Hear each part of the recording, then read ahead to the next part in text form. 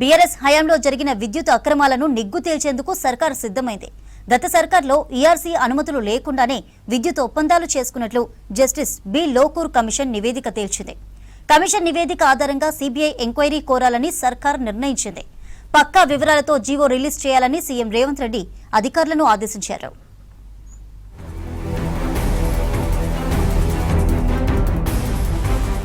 BRS హయాంలో ఛత్తీస్గఢ్ తో జరిగిన విద్యుత్ కొనుగోలు ఒప్పందాలు, యాదాద్రి భద్రాద్రి పవర్ ప్లాంట్ల నిర్మాణాలపై వచ్చిన ఆరోపణలను నిగ్గు తేల్చేందుకు సిద్ధమైంది రాష్ట్ర సర్కార్. గత పాలకుల నిర్ణయాల వెనుక ఉన్న అసలు రహస్యాలను ఛేదించే దిశగా కీలక అడుగు వేసింది. ఈ వ్యవహారంపై ఇప్పటికే జస్టిస్ బి లోకూర్ కమిషన్ రాష్ట్ర సర్కారుకు నివేదిక ఇచ్చింది. ఆ రిపోర్టు ఆధారంగా సీబీఐ ఎంక్వైరీకి అనుమతిస్తూ కేబినెట్లో నిర్ణయం తీసుకోగా, విద్యుత్ అక్రమాలపై సీబీఐ ఎంక్వైరీ ఎందుకు తప్పనిసరిగా అవసరమనే అంశాలను స్పష్టంగా ప్రత్యేకంగా జీవోలో తెలపాలని సీఎం రేవంత్ రెడ్డి అధికారులకు స్పష్టం చేశారు. దీంతో ఆర్డర్ కాపీని సిద్ధం చేసి సీబీఐకు పంపనున్నారు.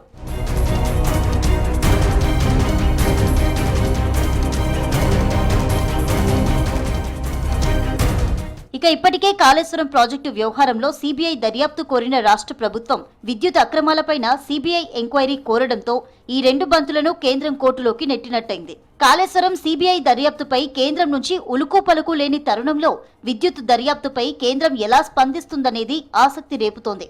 కాళేశ్వరం కమిషన్ నివేదిక బయటకు వచ్చినప్పటికీ విద్యుత్ కమిషన్ రిపోర్టును ప్రభుత్వం ఇంతవరకు బయట పెట్టలేదు. జస్టిస్ నరసింహారెడ్డి, ఆ తర్వాత బి లోకూర్ కమిషన్ సేకరించిన కీలక ఆధారాలు, సాక్ష్యాల ప్రకారం నాటి అక్రమాల్లో ప్రభుత్వంలోని ముఖ్య నేతలు, ఉన్నత అధికారుల ప్రమేయం ఉన్నట్టు ప్రభుత్వం నిర్ధారణకు వచ్చింది. విద్యుత్ నియంత్రణ మండలి అనుమతి లేకుండానే కొన్ని ఒప్పందాలు చేసుకోవడం, కేంద్ర పర్యావరణ శాఖ ఆదేశాలకు విరుద్ధంగా కాలం చెల్లిన సాంకేతికతతో భద్రాద్రి ప్లాంట్ ఏర్పాటు చేయడం వంటి అంతర్రాష్ట్ర అంశాలు కేసులో ఉన్నందున సీబీఐ వంటి కేంద్ర దర్యాప్తు సంస్థతో ఎంక్వైరీ చేయించడమే సరైందని రేవంత్ సర్కారు భావించినట్టు తెలుస్తోంది.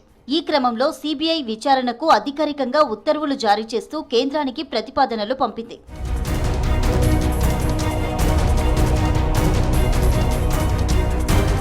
కాళేశ్వరం ప్రాజెక్టు నిర్మాణంలో భారీ అక్రమాలు జరిగాయని, మేడిగడ్డ బ్యారేజీ కుంగిపోవడానికి పాలకుల నిర్లక్ష్యమే కారణమని కేంద్రానికి వివరించింది రాష్ట్ర ప్రభుత్వం.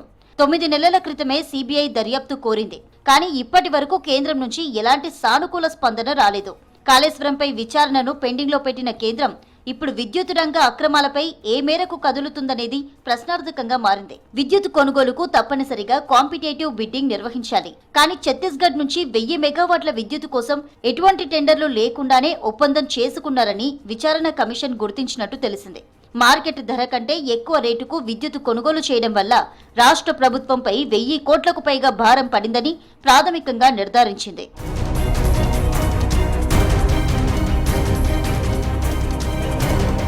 అప్పటి ఉన్నతాధికారులు కమిషన్ ముందు హాజరై పై స్థాయి ఒత్తిడి వల్లే నిబంధనలు పక్కన పెట్టి సంతకాలు చేయాల్సి వచ్చింది అని వాంగ్మూలం ఇచ్చినట్టు రిపోర్టులో సమాచారం. కేంద్ర పర్యావరణ శాఖ అప్పటికే సబ్ క్రిటికల్ సాంకేతికతను వాడకూడదని స్పష్టం చేసినా భద్రాద్రి ప్లాంట్ కోసం అదే పాత టెక్నాలజీని ఎంచుకున్నారని, ఇందుకు అనుమతులు రాకపోవడంతో ప్లాంట్ నిర్మాణాన్ని ఆలస్యం చేశారని, దీనివల్ల ప్రాజెక్టు వ్యయం పెరిగిపోయిందని కమిషన్ గుర్తించినట్టు తెలిసింది.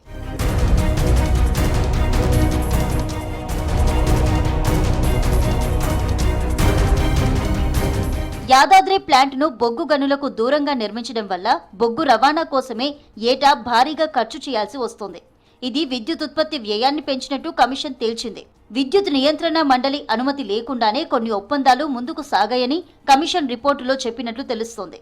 ఈ మొత్తం వ్యవహారాల వల్ల రాష్ట్రంపై 1000 కోట్ల భారం పడిందని కమిషన్ నిర్ధారించినట్టు సమాచారం.